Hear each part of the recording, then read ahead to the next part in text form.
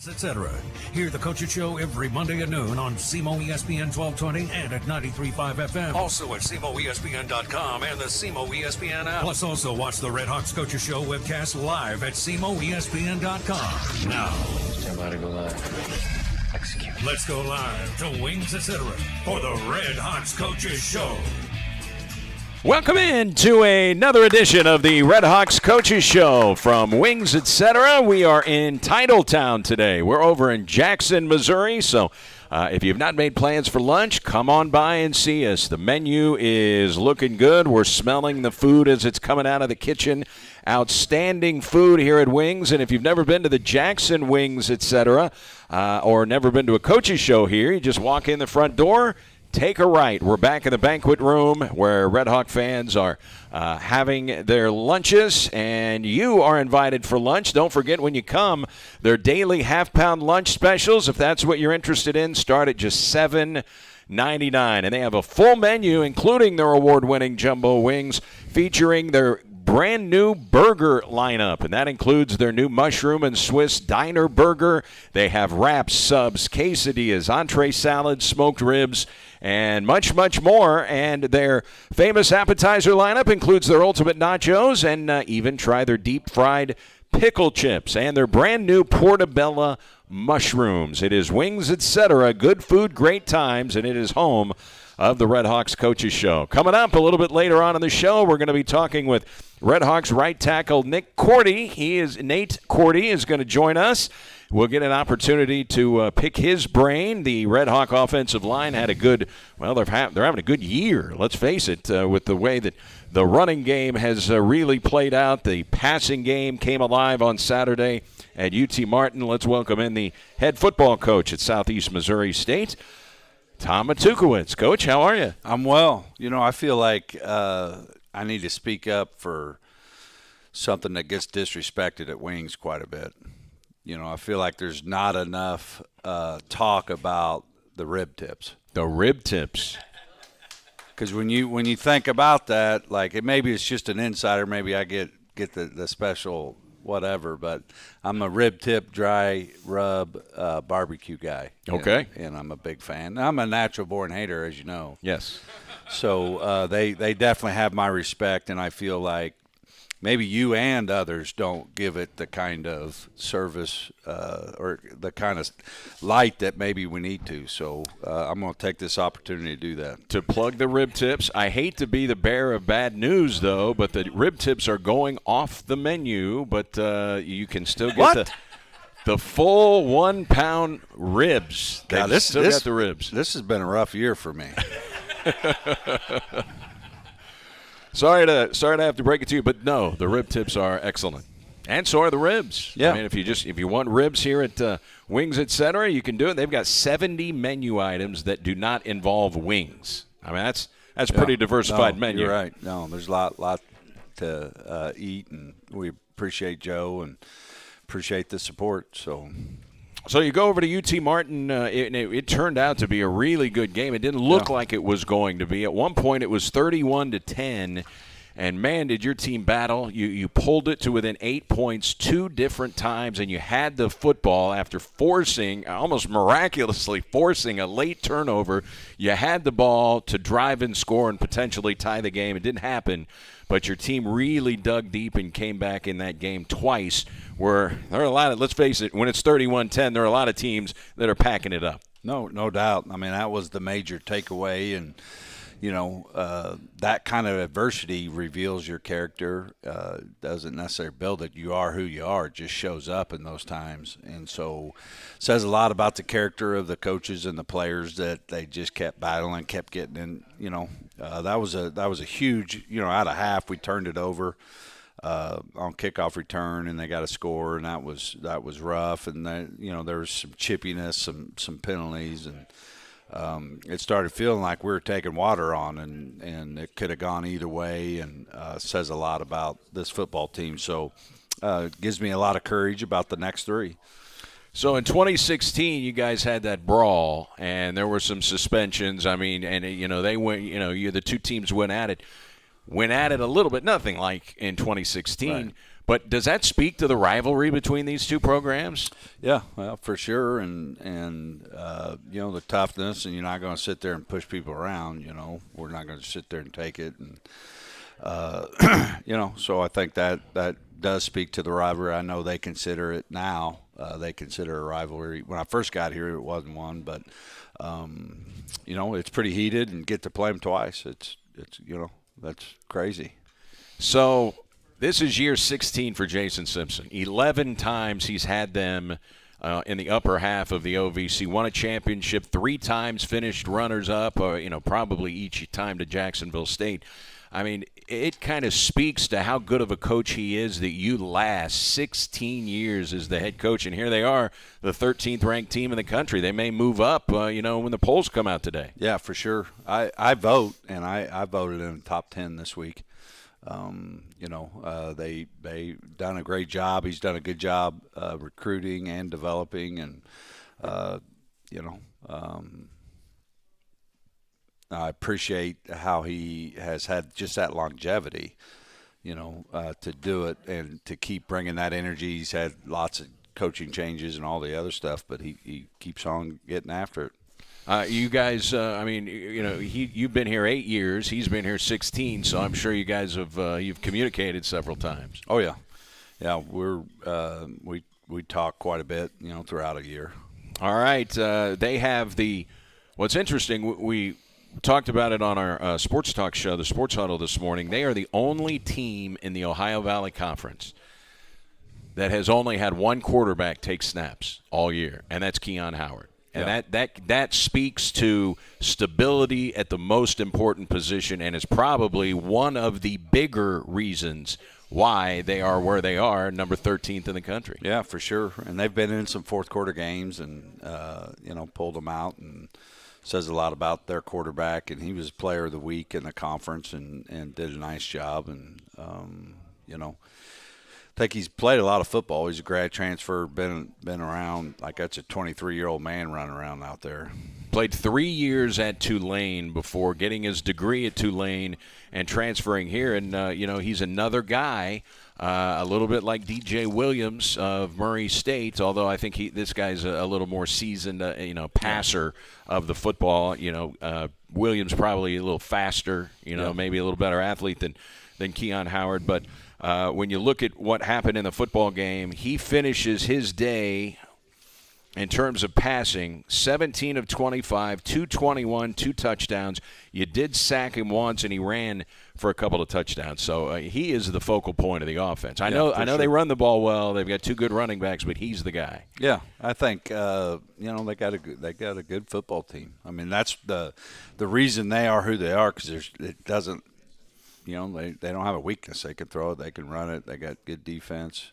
They're going to be hard to beat. You ran the ball for 211 yards. Is that about what you thought going in? Because that's a good rushing defense you played. Yeah, I thought if we can run over 200 yards, we'd have a good chance to win the game. They're a good defense, and that was one of the reasons I wanted to bring Nate on. And, of course, he's not doing it alone. I wish I could bring all those O-linemen on, and he's a representation of that group, and just so appreciative of their effort, and they've really kind of been steady. We didn't give up a sack Saturday, rushed for over 200 yards, and obviously our tailbacks are good, and Gino's good, and Ski had a nice game, but I really think we've gotten over the hump in the O-line. Like, I think we have one of the better O-lines in the league.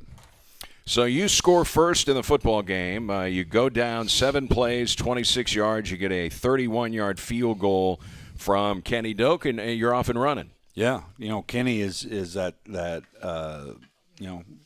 he's continued to play well. Had a great game, lots of field goals, and he handled some of our kickoffs too, which was they did a nice job on that. So Kenny continues to be a real solid piece to our kicking game. And in terms of red zone, that's why I brought that up. You have kicked a few field goals. You have now kicked 4 field goals but scored 10 touchdowns. You lead the league 14 for 14 scoring in the red zone. In conference games, you are number one in the league. When you get in the red zone, this team scores. Yeah, no doubt. And obviously Kenny's a big part of that, and the run game sets that up so you don't get behind the chains and all that. And that's why, we got a chance to finish the season out. Yeah, for those who don't know, I mean, you can look at the overall record that says 2-6, but here's the bottom line. You're in second place in the league at 2-1. All three of your final games are conference games. If you win out, you are the OVC champs, and you get the automatic bid to the playoffs. Yeah, it's hard to even believe because of all the adversity that we've been, but all along we felt like we had good enough players to be in this position. We just didn't think it would look like this. Now, I think it's all about this week. I'm so pumped about homecoming. We didn't have it last year, obviously. There's just something that is just special about homecoming. People coming on campus. Campus just really kind of comes alive, and to be able to play EIU at home, that one's huge. Because if we can win this weekend, then we get a bye week, which is really needed in the injury front. And then the last 2 weeks take care of itself. I mean, they'll be ready to play those two games no matter what. I think the natural tendency is to sit there and say, well, EIU's record's what it is. They're not very good, but the same way we're better than our record and they're better than their record. There's just a lot of parity. They had league. the lead on UT Martin in the second half of the game at their place. Right. They beat Tennessee Tech, who beat us. So, I mean, at the end of the day, we have to respect this game for what it is. It's going to be a hard-fought game. They're going to be well-coached. Their players are on scholarship, too. They can't wait to play us. And so it's going to be a huge challenge, but so fun that it's homecoming. We're back in that mode and at home. So I know our players are going to be excited. What I think is cool, I mean, you know about going through growing pains when you first took the job, and you know that you're out of the conference race maybe the last three or four games, 2 or 3 games. Then you have to find ways to motivate your players to go out there and play for pride and play for the seniors and play for themselves, play for the program. Even though you're 2-6, you don't have to do any of that. I mean, they see they can be the conference champions, put a ring on their finger, and go and play a playoff game. Yeah, absolutely. But I think real shortly after that statement, we need to talk about what it is that's caused us lose the last 2 games. So we need to talk about what it is we got to get better. And some things we may not be able to improve drastically because we are where we are right now. But we got to continue to fight for those little improvements. Both Murray and Martin are fourth-quarter games, one-score games. I'm sure EIU will be the same way. We got to play better in those critical situations, 2-minute, 4-minute, third down, where games are kind of won and lost, being able to make those plays in those critical situations. So you get on the board first, then UT Martin responds, and they get a 1-yard run from the quarterback, Keon Howard. That was a long drive, 13 plays, 73 yards, 644. So they established their offense a little bit with that drive. Yeah, they did. And, one thing that I was impressed with was their O-line. Their O-line did a really nice job blocking, and in the spring, I thought our D-line was much better than theirs. But it's really the same players, so they did a great job of coaching them and doing all that. I think he told me he had 12 6-year seniors. That's a lot. So it's kind of that SIU feel, just a really older football team, You respond to their scoring drive as it only took one run from Geno Hess, 66 yards. You go up 10-7, and I mean you're in a third and short, so it looked like they were kind of in a goal line type defense. And once he broke the line of scrimmage, nobody was catching him. I mean, if anybody has any questions about does Geno Hess, yes, he's powerful and strong. Does he have another gear? You saw it there because nobody chased him down. No, you're exactly right. And I think you hit it on the head. They got everybody within 3 or 4 yards of the line of scrimmage, and I call it one-level defense. And you break that one level, and it's over. Sometimes it's hard to break the level, but like I said, again, I don't even think it got touched. So O-line-wise, that was a great job by them. just opening up a hole for Geno Hess. Then, unfortunately, the next 4 scores all come from UT Martin, and you go in at halftime. The score is 17-10, however. And one of their touchdowns, unfortunately, both your turnovers, they turned into touchdowns. Now, you turned your turnover into a touchdown as well. But the interception from Jalen Williams, they ended up going on a drive to take the lead. It's a 1-score game at halftime, and you're getting the ball first. So you're feeling pretty good about that. And then you fumble the opening kickoff. They take it in, and then all of a sudden the momentum changes. How do you stay on the sideline and say, guys, we're still in this thing now? Well, you just continue to talk, all the coaches talking, all the leadership talking, and what happens is you get hijacked by your feelings, and you got to get out of it. You got to mentally think through the current situation and work yourself out of it. That field goal that we hit, kind of, it got us a little momentum and kind of got us going. We got a couple stops. Offense got a couple scores, and it kind of caught after that.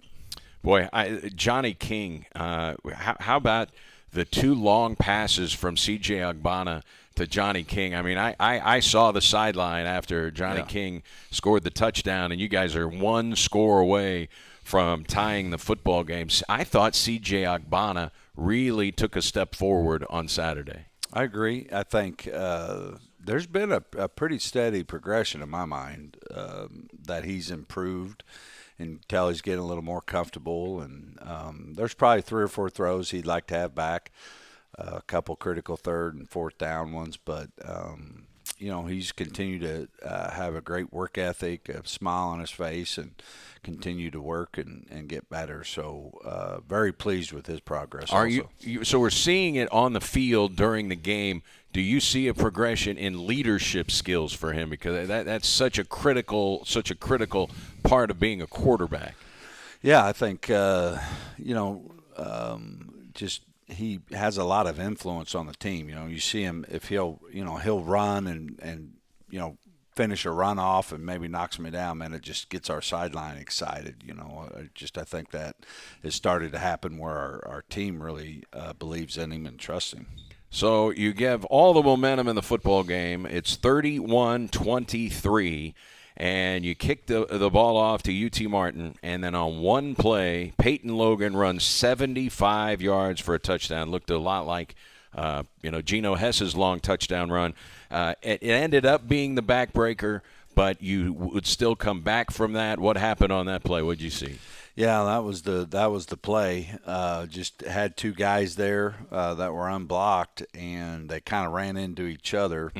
And then, you have 2 guys unblocked. They're blocking everybody else. And I thought Peyton did a nice job. He's been here forever. He has over 2,000 yards, I think, and just a tremendous player. He has the long speed to get it over with, and did a really good job there. And I thought you contained him pretty well. Obviously not on that play, but I thought you contained him pretty well. I mean, he didn't have a bunch of chunk plays in that football game. No, I agree. And the 2 chunk plays that we got to get rid of is that one, and then we had a missed assignment, and we gave up a touchdown to their tight end, number 3. That was uncontested. Those are 2 things where we lost to SEMO in those 2 plays. You got to be able to do a good job, make people earn it, especially when number 13 team in the country. Like, you can't just give them plays. And for those who don't know, I mean, Peyton Logan, the only guy who has more rushing yards in the league is Geno Hess. I mean, those are the top 2 running backs in the conference. Yeah, he's a good player. So I guess to me, there's probably one throw that Agbana would like back, the deep post to Johnny King, because he was going to score a touchdown. It was so close to being a touchdown. Yeah. No, that's what we talked about, and he knows that, and they just got to continue to work on it. Got to continue to work on it in practice and build that timing and consistency and all that. And even after missing that throw, he comes back, and on your final scoring drive, 2 long passes to the same guy, Johnny King, and the second one goes for a touchdown. Yeah. You love how he's just really consistent. He's not going to be emotionally high or low. He's not going to let one play define him for the game. So then A little over 2 minutes, right around 2 minutes to go. They're driving. I think they're in field goal range. Their guy's got a pretty good leg, although he hasn't been that accurate. I think he was like 3 of 8, but he's still got a big leg. So they're basically in field goal range. You need to force a turnover. I mean, you absolutely have to force a turnover. They're probably going to be able to run out the clock on you.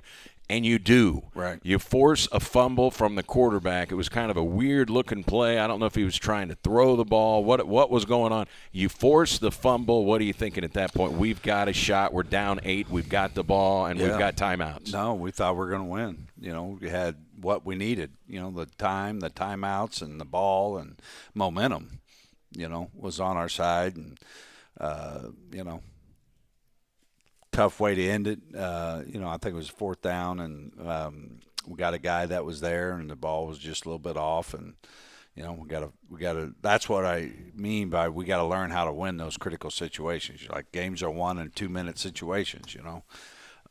So it was a short pass play out on the right flat, and the ball was wide of the mark. Was the route right? Was everything right? It was just off the mark. Accuracy deal, and it's timing and knowing exactly where to put it and stuff like that. So if you had scored the touchdown, you would have had to go for 2. Do you have a special play up your sleeve that you're pretty confident in when it comes to 2-point conversions?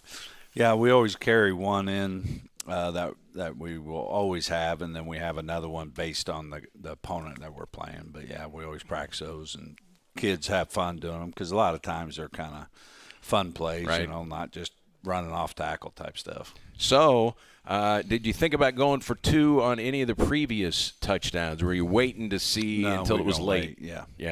Is that something that you think about? I mean, you know, you say, well, should we go for 2 now or should we wait and go for 2 later? Because I'm sure different coaches may look at it differently.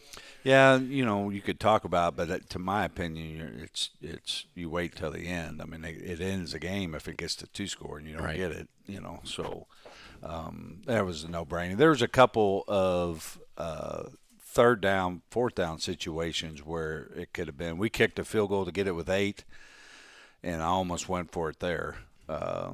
You know, to try to get a score since we're down there. But, you know, those are most of the time the conversations we have are more go for it on 4th down type situations. So when you got a situation like that, okay, are we going to kick the field goal or are we're going to try to go for it here?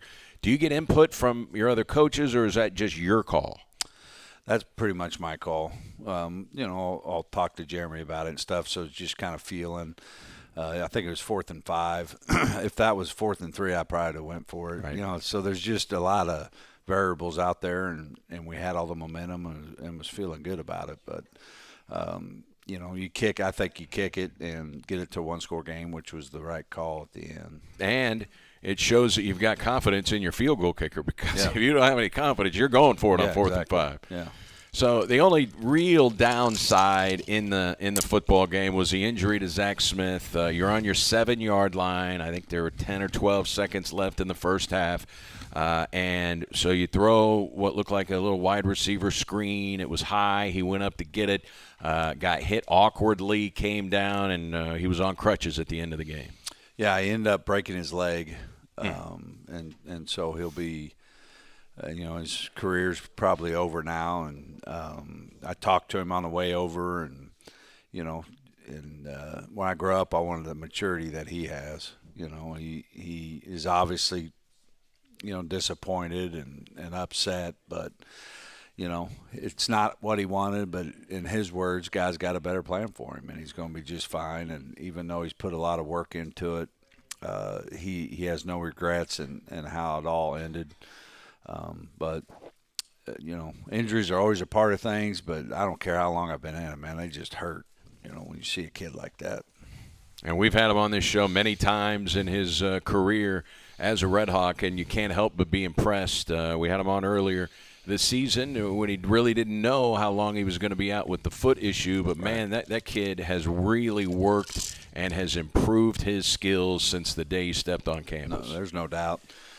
So, yeah, we got to, you know, find a way to keep developing some of these younger guys, and he has a huge impact in the game. He's one of our best receivers, so you know, we can't let that be excuse.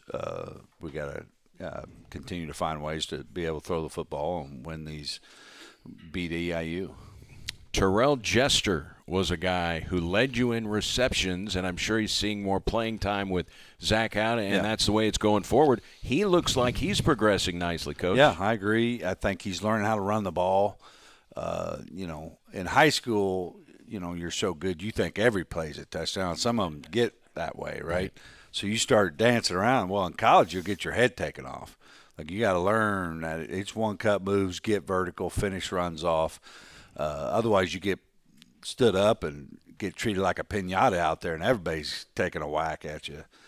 So he's really improved with the run after the catch, which is a big part of that position. And then we mentioned Johnny King several times. Obviously, finishes with 2 touchdowns in the football game. Tell us about his progression, because he looks like he could be an impact guy for you. Yeah, we need him to be, and he's continued to improve. And that's they're 2 different type of receivers. Johnny's more of a longer pass guy, and when you got a running football team like we have, you got to be able to make those plays down the field and be able to high point the ball. So he did that. CJ is getting better also, so I think that is something that has to be there this weekend. We have to be able to count on those 2 guys, that connection. So now, as a coaching staff, does it give you more confidence to try to stretch the field and try to throw it over the top to Johnny King after he made those plays on Saturday?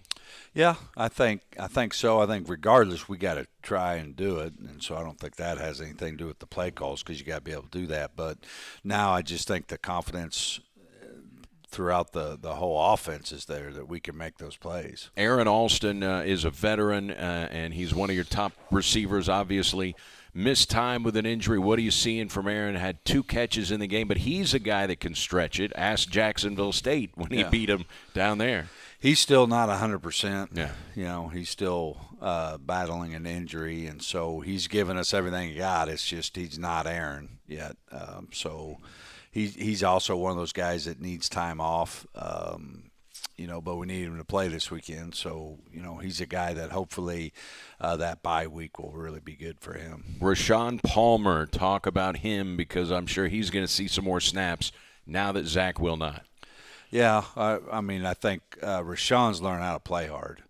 So he needs to play harder.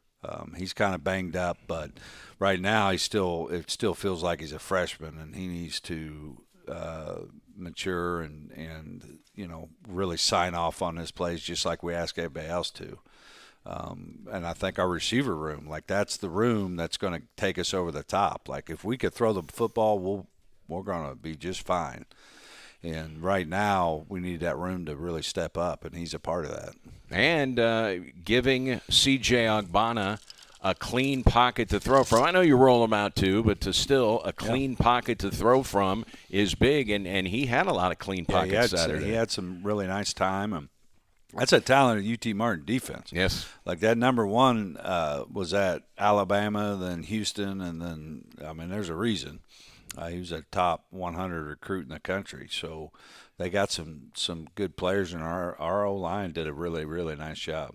So far, let's talk about your defense, because right now, in conference games, it's Austin P1 giving up 18 per game. You're number 2, giving up just 19 points per game in terms of scoring defense in conference play. You got to like that. Yeah. No, I think we've played good quarters. The thing we haven't been able to do is be consistent. I think Austin P, we're kind of consistent throughout the game, but we have just kind of swings on defense, and that's what young players give you a little bit, but we're not young anymore.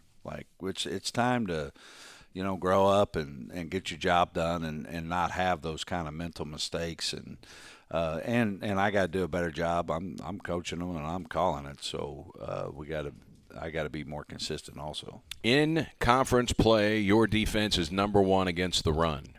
Number 1 in the league against the run. And I know you take pride in being able to run the ball and being able to stop the run. Yeah, I didn't even know that, but doesn't. UT Martin is now 2, and you are number 1 in conference games. Yeah, I think our defensive line is doing a good job, and you can't say enough about Norman. for what we're asking him to do as a true freshman that really didn't even get a legitimate summer with us. He's gonna have a really good career here because he's tough-minded. He's not going to let this season get to his head. He's got what it takes to be a career player here. There's a lot of work ahead of that, but man, you got to love that feeling you got that you're going to get him back for another 3 years. Yeah, he's speaking of Bryce Norman from right here in Jackson, a career high 14 tackles on Saturday. He's not only your leading tackler, he's your leading tackler by a lot of tackles. Yeah, and he plays a lot of special teams. That helps his tackle totals that he does play special teams. Brandon Mincy went out in the game too, so he left at half and didn't come back in, and so obviously that's not good. But is he your best defensive player? He's up there, and he's played with a hurt leg. So I mean, it's just been rough for some of these guys. But and I know how much it means to him, how much he cares. We've had him on the show, and you can see it on the field. Yeah. So I know, but I think we'll get him back eventually, or we're hoping to.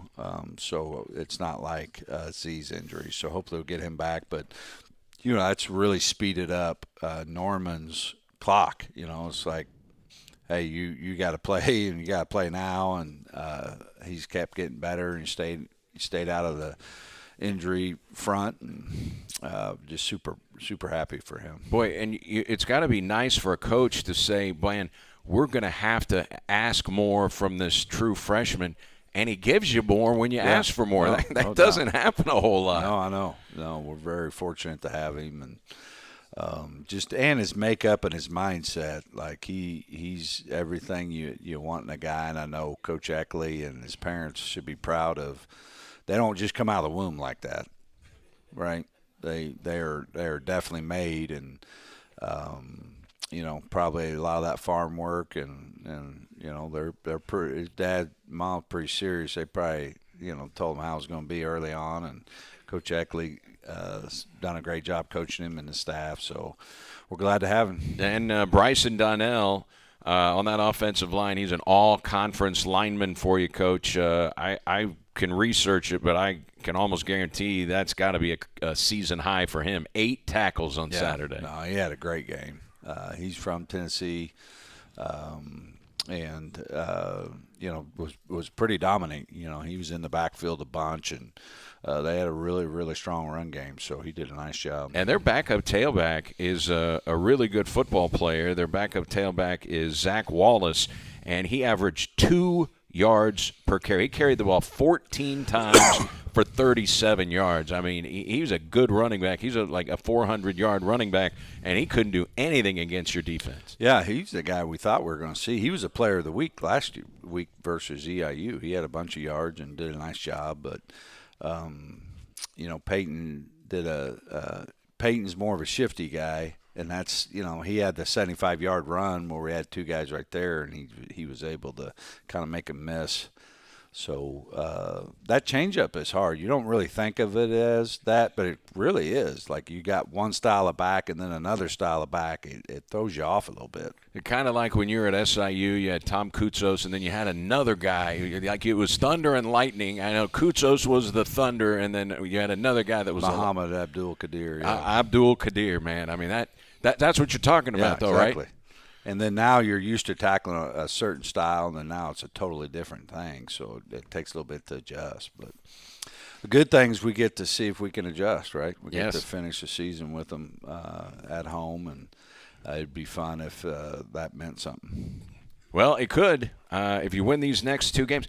How surprised were you that Austin Peay just went in and throttled Murray State? I think it was 47-6. This league is crazy. Yeah, exactly. And Tennessee State's on a winning streak, and you dominated them. And right now, they're almost as hot as UT Martin is. Yeah. I mean, that's what makes it fun. Anybody can beat anybody. And so it's crazy. I think Austin Peay may have benched their quarterback. Oh, really? He was the preseason player of the whole league offensively. So I think you intercepted him 3 times. Yeah, so I don't know if that's what sparked him or what, but it's crazy. It's That was on homecoming. I mean, Murray got shellacked on homecoming. Well, yeah. Well, I'm just excited about still having something to play for at the end, and got homecoming coming down, and got the parade and all the fun things that are going on with the stadium and all that, and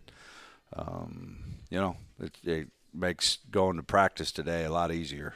I know you want to pull out all the stuff, and you don't have experience with this. I mean, playing a team twice, but I know you want to pull out all the stops. You want to win the non-conference game with UT Martin. Do you even think about, well, let's maybe not show them this because we still have to play them later, and it could be for the conference championship? Does that even enter into a game plan or not? Yeah, I mean, I think human nature, it enters your mind. But I think there's a difference between entering your mind and really playing that way. It wouldn't be fair to our team if we didn't give them a chance and an opportunity to win that game. So we didn't do that, and I don't think they did either. All right, we're going to talk with Nate Cordy coming up, Red Hawks right tackle, and we certainly want to hear your thoughts on Nate and how he came to be a Red Hawk. Yeah, he's a Northern Illinois guy. There was a football alum that called me about him, and so we researched him. And I think what sold me was not even him; it was his sisters. So he's like the worst athlete in his family by far. And his sisters are Power 5 athletes, and but love the mom and the dad, and just everything about him. And he's come in and has, I don't know how many games he started, but I mean, he's Mr. SEMO. He's an ag major, does a great job. The ag people love him. I know he's got a bright future. He's got a sweetheart back home, and he's a good boyfriend. He's going to be a great husband someday. So we're excited about him wearing our jersey for sure. Let's see. 36 games that he has played as a Red Hawk. Yeah.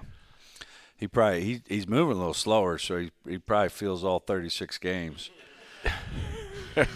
Well, we'll talk. But that's what's crazy about this is, and there's other linemen because of COVID, like he could come back for another year, and several others. So really? You know how some people have the 12 and the 13 6-year guys, like he could do that too, but it's weird because of your academics and all that stuff. So each and every year, when you get done, you got to see who's come back, who's not come back, and then you go recruit, which is never normally the case. You know who is and who isn't just by the class you're in. How tough is that for you guys?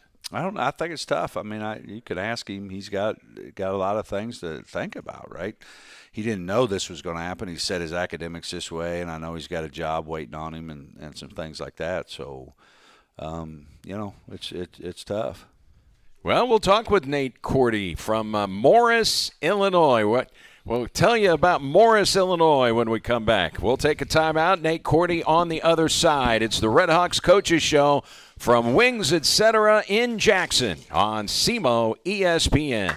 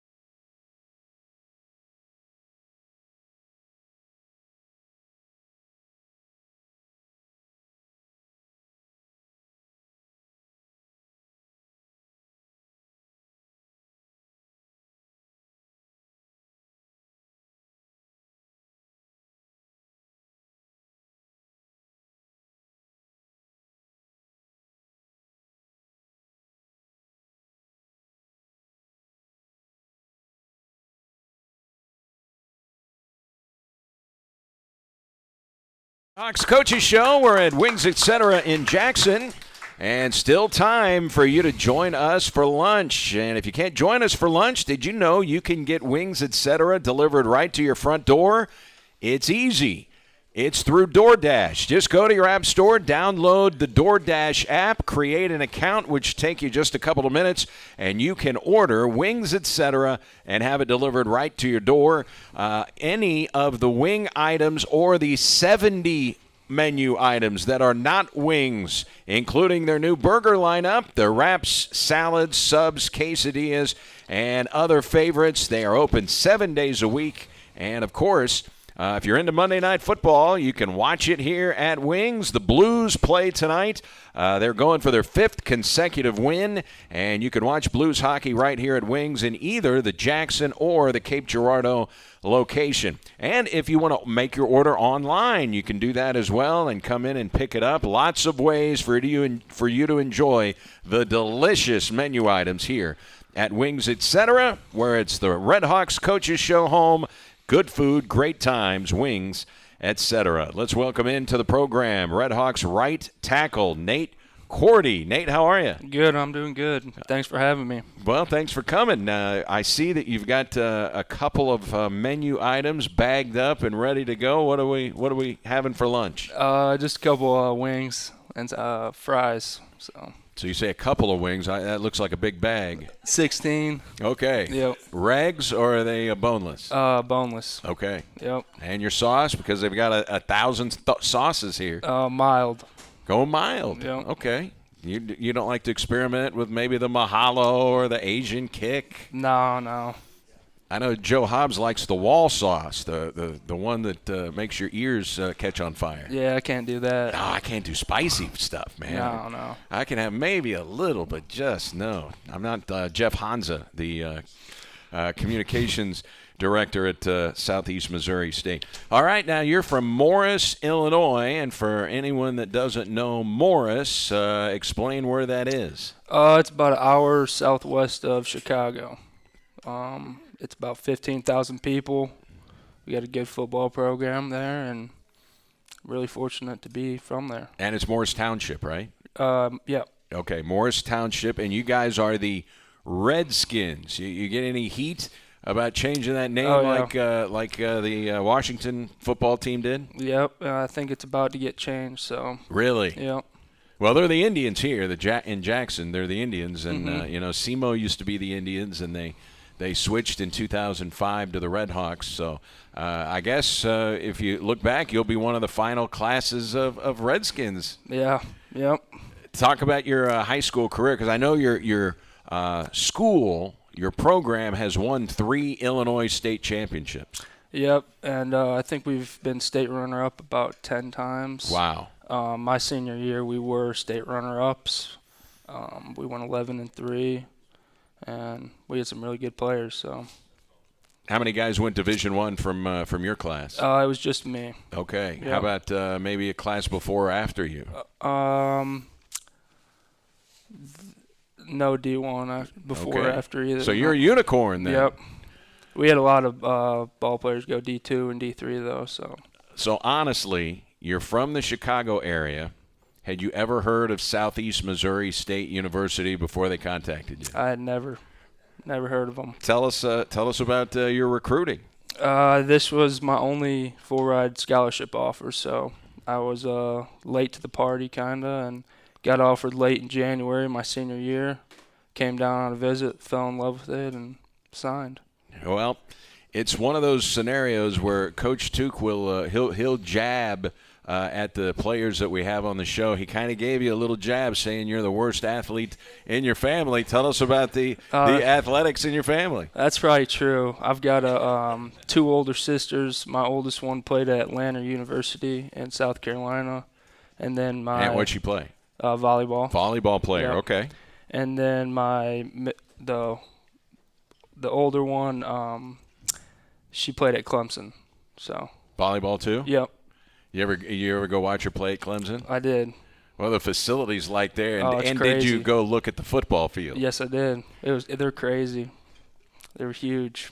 How'd they do the day the times that you there? Are they got a pretty good volleyball program? I would say it's average. They've been trying to rebuild it. They just got a new head coach, but she's been out of the program for about a year now. So you're the last one standing? Yep, I'm the last one. All right. Well, I mean, what is it? Maybe 5 hours from Morris to here? That's right. Yep. Okay. 5 hours. Are they able to come and watch you play much? Every game. Really? Yep, usually. So every home game at least. Okay, I was going to say, were they at Martin on no, they on weren't Saturday? there. Well, I'm sure they'll be here for homecoming. Oh, yeah. And now with the reduced seating, it's probably a little tougher to get a Red Hawk football ticket, especially on homecoming. Yeah, they do a good job giving us enough tickets, so. All right, you're on the right side of an offensive line at a Division I college program, man. How tough is that, and how many times are you just lined up across from a dude that is just flat out nasty?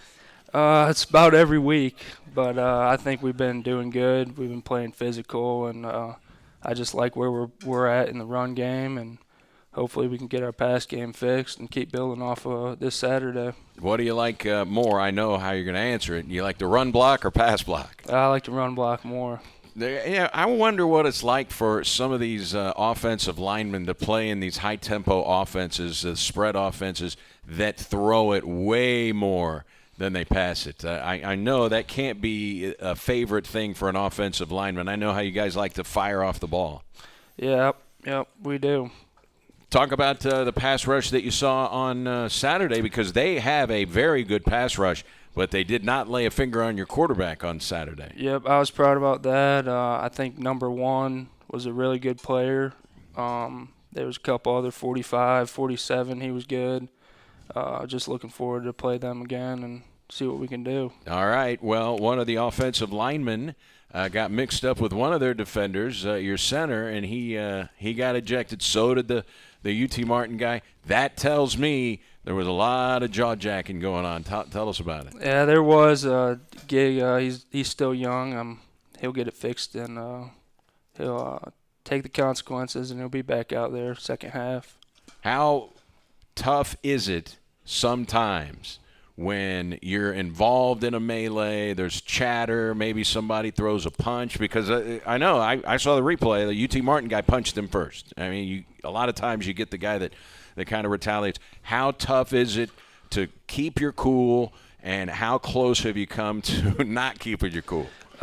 It's hard. It comes down to focus and just trying to get where you want to be, and you kind of just got to shut that out and just play ball. All right. Who is, so far, the teams that you've played, which team is the biggest trash talkers? I would say Austin P. Really? Yep. They did a lot of trash talking. So at some point, do you just have to say scoreboard? Yeah, that's what we did. All right. How fun was that game, though, to go there, not only beat them, you beat them pretty soundly, and you turned them over 6 times in the football game? Yeah, that was awesome. We really liked that from the defense. They had a really good game, and hopefully we can keep doing that. All right. Tell us about that play now. I mean, I think it kind of ran a little bit to the left, the 66-yard run for Geno Hess. So I don't know that you were involved in that particular play, but take us through that particular play, the defense that you saw them in, and then your thoughts when you saw that Geno was not going to be tracked down. Well, we saw him in cover 0, and we knew they were going to bring double edge, so our left side did a good job of turning back on their defender, and just he saw a hole and hit it. So how often are you lined up? You know that probably they're sending a blitzer on your side, and you know you probably have to rely on that running back to help out on a blitzing linebacker. We're prepared for it a lot of the times, but Geno's just a magician out there, and he makes us right most of the time, so really thankful for him. Boy, you're right there ground level. You have the best look at it. How strong is he? I mean, because the first guy, it doesn't seem like ever brings him down, and don't even think about trying to arm tackle him because you'll probably lose your shoulder. Yeah, I just think he's got some of the best balance that I've seen, and he can lay a hit too. So, we hear so often about offensive lines and how important it is for guys to, develop chemistry as an entire, group, offensive linemen. How true is that, and what do you do to develop chemistry as a line? We hang out a lot. That's what I've noticed in the past years I've been here. It wasn't like that, and there was always the O-line, and we weren't that good. And I just think now that there's just a brotherhood between us, and we stick up for each other whenever we can, and we always hang out with each other. What position group is the smartest position group on the team? I would say offensive line. That's what I thought you'd say. Yeah. You're on the OVC Commissioner's Honor Roll. You're a Southeast Scholar athlete. Is it still agribusiness? Yes, your sir. major? Yep. Tell us a little bit about that, and how hard is it to balance being an OVC Commissioner Medal of Honor winner academically and being a full-time football player? It's hard, but I don't know. I've been studying a lot, and ag business isn't the hardest major, but we still study it. All right, what's the easiest class you've ever taken as a football player? Probably the one I'm in right now. It's beef production. Beef production. Give us a little insight to the beef production class. Well, we just had it today, and we were just tagging cattle out at the university farm. So. Had you tagged cattle before? Never. Really? Yeah. All right, tell us about it. We were sending them through the chute, and just gotta clip it in their ear. And so you've got it's like a handheld device. Yeah, it's kind of like something that just like ear pierces them.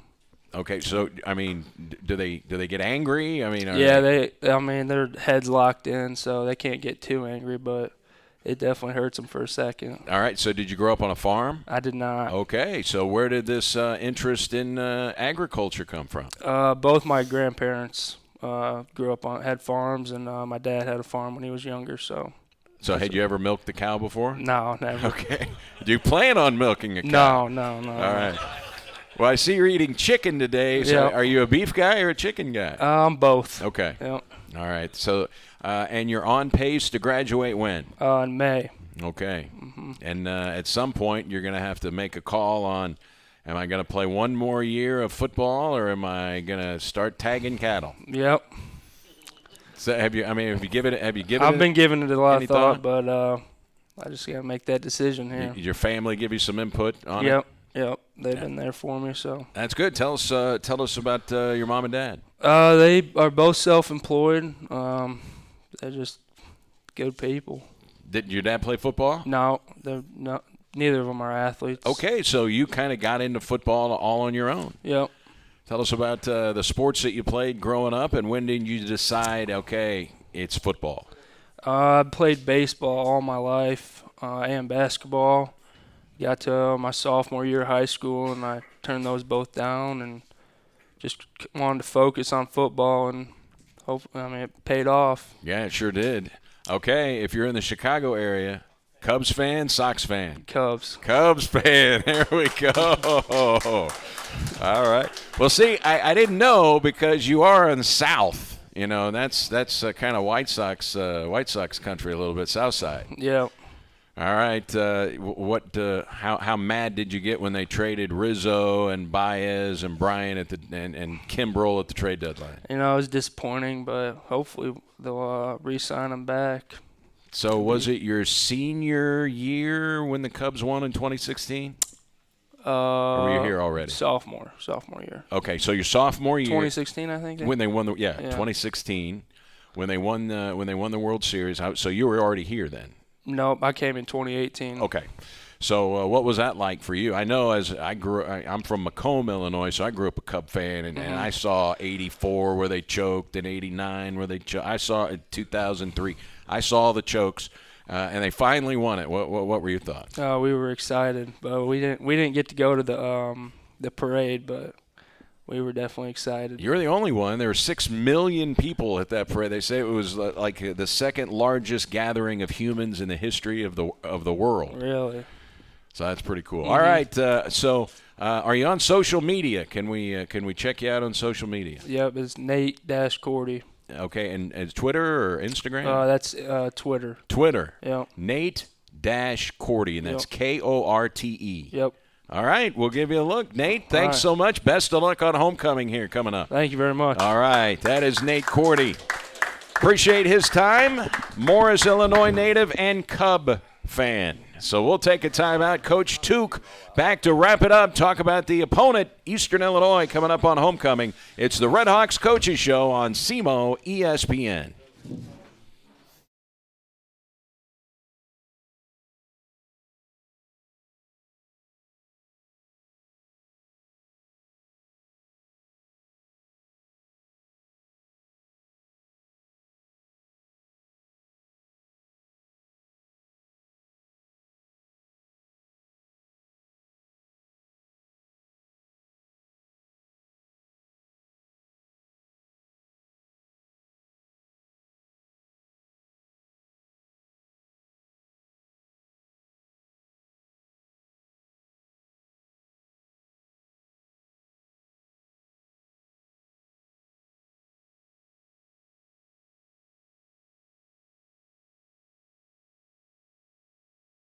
Red Hawks Coaches Show, final segment here with Coach Took. And don't forget, the DoorDash app now allows you to have the delicious menu items from Wings, etc. delivered right to your front door. Just go download the DoorDash app, set up your account, and you can have Wings, etc. within the hour right there at your front door. Or you can order online if you'd like to pick it up. Or, of course, you can visit either of the two locations here in Jackson or over in Cape, where we will be next week after the Red Hawks win their homecoming game against Eastern Illinois Saturday at 1 o'clock. Coach Took back for a final segment here. Eastern Illinois, a team that is struggling right now, and I'm sure you'd probably rather play a struggling team than a team that's red hot, like UT Martin was red hot coming in, winners of 5 in a row going into the game against you. But they have not scored in their last 6 quarters, and I know the turnovers plagued them at home. A 28-0 loss to Tennessee State. They had 4 turnovers, 3 interceptions, changed quarterbacks.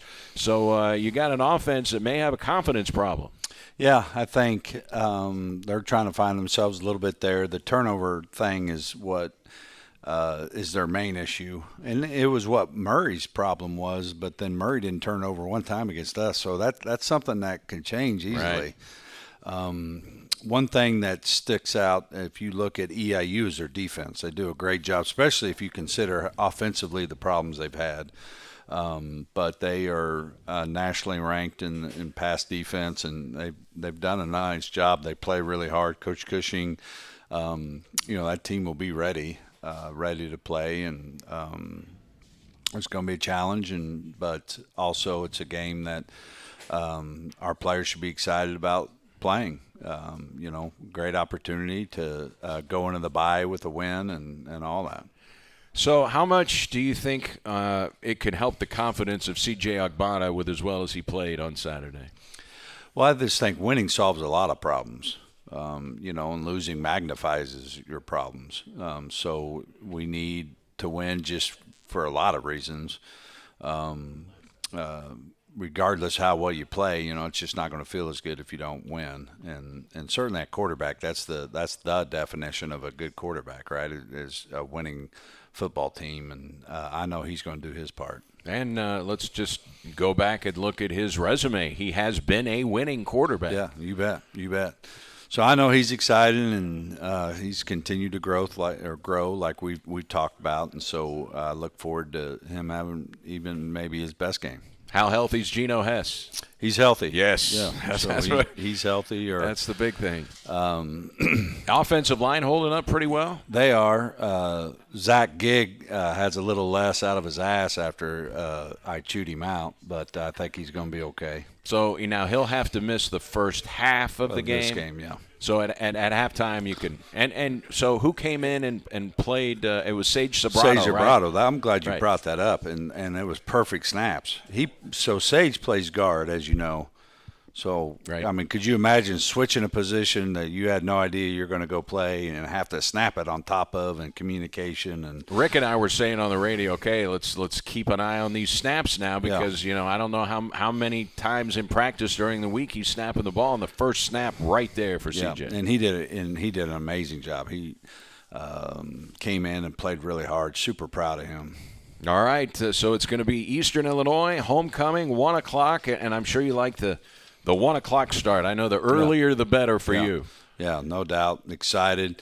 Get up. I'm getting on the radio with Fawn in the morning, so I'm excited about that. You got the parade and everything. They're going to use my truck in it, and then we're going to go beat the Panthers. I parked right next to your truck at Martin. I pulled in the parking lot. Well, you better don't make it a habit of that. They throw rocks at it right now. So you want to stay away from it. I want to stay away from the rocks. Coach, thanks so much for your time, and we'll see you at homecoming at Houck Field on Saturday. Sounds good. All right. That's the Red Hawks head coach, Tom Matukowicz. Thanks to Nate Cordy for joining us a little bit earlier in the show. We've got ESPN radio programming coming up for you. Don't forget Blues hockey tonight, 7 o'clock at Enterprise Center. Blues look for a 5-0 start to their season. They just beat the LA Kings 7-3 on Saturday. They'll rematch with the Kings at 7 o'clock tonight. And you can hear the game right here on SEMO ESPN 1220 and 93.5 FM. So for a final time from Wings, etc., enjoy the rest of your Monday, everybody. So long.